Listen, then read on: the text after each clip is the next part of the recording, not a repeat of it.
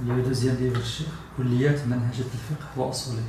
sous-titre القواعد الكلية للميثودولوجيا التشريعية. Bon, ce deuxième livre, c'est la continuation du premier, bien sûr. Après avoir introduit la méthodisation, l'étape qui s'impose, c'est d'expliciter et de donner les instruments de cette méthodisation. Et de là, il y a eu, dans ce livre, une certaine multiplication avec un rythme un peu plus accéléré, des concepts pas nouveaux, mais des concepts réadaptés. Donc, il y a deux concepts qui sont utilisés dans les fondements de jurisprudence et qui ont été réadaptés pour la méthodisation. Et là, on a pu, avec cette réadaptation, on a pu voir un nouveau phénomène, bon, un nouveau entre guillemets, un nouveau qui était jusqu'ici invisible, à savoir la mécanique des cycles de jurisprudence. C'est là où il y a la description des mécanismes de l'avènement d'un cycle, des étapes par lesquelles passe un cycle, et pourquoi chaque cycle est appelé finalement à laisser sa place à un autre. C'est une analyse fonctionnelle de toute une évolution historique. Et bien sûr, la pratique et l'illustration ne figurent pas dans ce livre. Et il y a toujours une référence qui dit on ferait la série de références. Sous-entendu, la série de références, c'est la série présentée sous le nom de méthodisation de la législation islamique. La série de 8 volumes. C'est la série de références. Pourquoi? Parce que ici, dans cette série théorique, on présente la théorie. Quand on parle d'un cycle, on le décrit, on l'analyse, on analyse son fonctionnement et sa mécanique. Mais pour la pratique, là, il faut regarder pratiquement comment c'est fait. Et là, c'est le rôle de l'autre série. Donc, dans les notes de bas de page, on trouve fréquemment ce renvoi-là à la Al-Majmou' al-Mustanad. Voilà. Al-Majmou' al-Mustanad, c'est-à-dire la série de références, qui est celle qui décrit pratiquement comment cette évolution a été faite. Le deuxième volume de cette série, donc, est quelque chose d'essentiel, parce que c'est lui qui nous offre finalement l'instrument de ne plus être dupé et de ne plus être victime d'une imposture. Cette grande imposture qui consiste à considérer que notre acquis, quelle que soit la majesté de nos ancêtres, n'aurait pas pu être meilleur et qu'il est forcément meilleur que l'acquis des autres. D'ailleurs, j'ai trouvé cette double ignorance partagée par tout le monde. J'ai eu l'occasion de voyager, de côtoyer et de travailler avec pratiquement toutes les écoles de jurisprudence. Et j'ai trouvé que c'est la bêtise la plus partagée par toutes les communautés scientifiques dans toutes les écoles de jurisprudence. C'est la bêtise la plus partagée. Bien sûr, je trouvais des exceptions. Et j'étais éveillé pour ça depuis mon enfance. On m'a bien dit qu'il ne faut pas imaginer que l'un ou l'autre des différents jurisconsultes a la vérité, puisse avoir la vérité absolue. Ils sont tous sur une voie de ijtihad, ils sont susceptibles de faire des erreurs.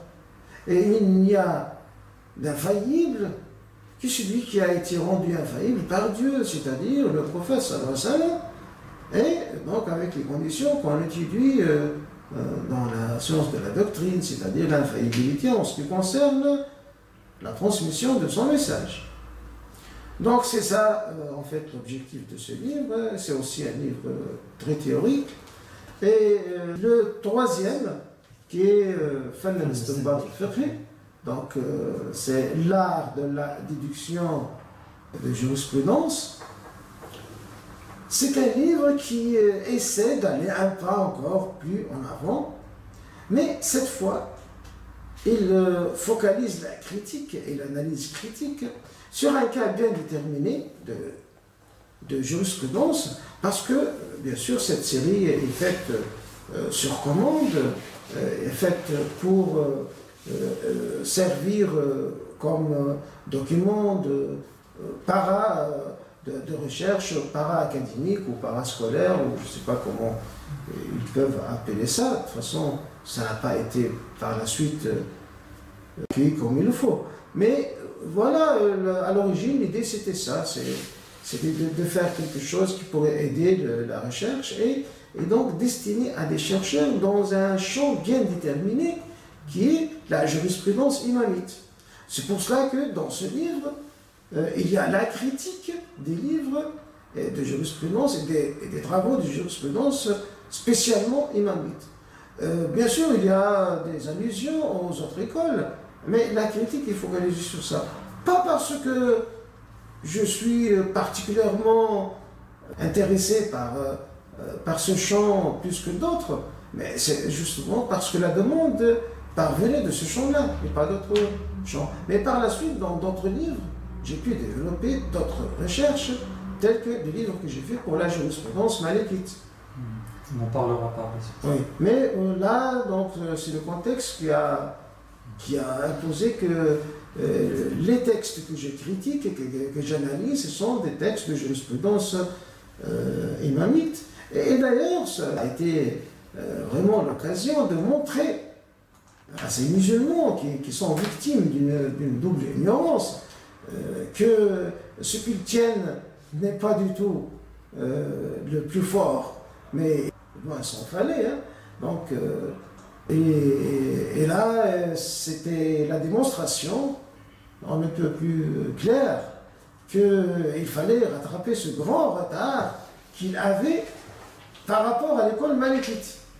Et bien sûr, c'était suffisant pour que cette œuvre ne soit pas reçue favorablement et par la suite, bon, on a toléré que j'aille publier ça ailleurs que chez eux. Ils n'ont jamais publié ça. C'est normal. Même les réformateurs n'osaient pas franchir ce pas-là qui pourrait être désastreux pour eux. Alors, le quatrième livre, Ta'lim al-Ijtihad wa Hudud al-Islah, c'est-à-dire l'enseignement de l'Ijtihad et les chances de la réforme. Là, c'est le livre le plus pratique de cette série théorique. C'est-à-dire, là, il fallait venir à la réalité des choses et pratiquement, comment peut-on propager la déduction à l'ijtihad? Parce que le constat qu'on a fait, c'est qu'il y a une clôture partout, dans toutes les écoles. Et toutes les écoles interdisent, par souci de conservatisme et de protectionnisme, et de protection et de sécurité, par plusieurs soucis, ils interdisent à leurs chercheurs de franchir certaines lignes rouges. Le quatrième volume essaie de montrer les brèches qui pourraient exister quand même dans ces clôtures-là pour que les chercheurs libres puissent avoir accès à l'outil de travail qui pourrait les aider à mener à bout leurs recherches et aux informations relatives aux autres essais qui vont dans le même sens. Bien sûr, avec l'ère de l'information électronique, numérique, l'ère de numérisation, tout cela est rendu facile. Et là, ce livre-là, il illustre réellement la nécessité de passer au 6e cycle. Parce que nous sommes dans une ère tout à fait différente de l'ère de la mécanisation qui a imposé le 5e cycle. Nous sommes dans l'ère de la numérisation et de la mondialisation. Et même la notion de l'ijtihad ne peut pas rester sclérosée et enfermée à l'intérieur des cloisons de chaque école, à une heure où l'information ne peut pas rester prisonnière. Donc, dans ce 4e livre, je pense avoir démontré que l'ère du boycott et de pouvoir empêcher la pensée de circuler est à jamais révolue, et donc c'est aux chercheurs d'être libres. Donc, s'il n'y a pas de chercheurs libres, c'est parce que les chercheurs sont prisonniers de leur passion et de leur avidité. C'est pas parce qu'on les empêche. Un siècle auparavant, un chercheur peut dire que je suis vraiment empêché, je suis ligoté, mais maintenant non. Et la preuve que j'ai pu faire ce que j'ai pu faire, parce que si on décide d'être libre, on peut l'être. Bien sûr, seulement à condition d'accepter de sacrifier beaucoup de choses dans sa vie.